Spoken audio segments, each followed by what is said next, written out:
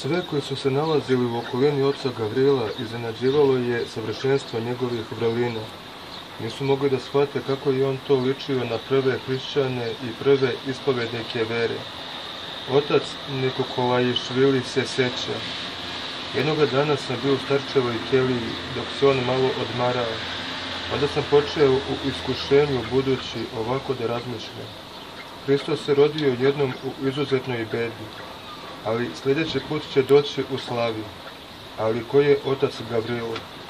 On je toliko velik da se telesno nalazi ovde i istovremeno je svuda i sve zna. Da nije on neki demon u monaškom ruhu koji se krije u središtu hrama i čeka priliku da uništi sve. U tom času starac izgovori jedan od svojih uobičajenih izraza, primljeno. Začudih se i pomislih, zar i dok spava čuje moje misli. Neki glas mi reče da odmah sednem i da mu više ne prilazim, ali ja nisam imao snage da ustanem. Tada otac Gavrilo odmah ustade, pogleda me i reče: imamo profesora, jel da?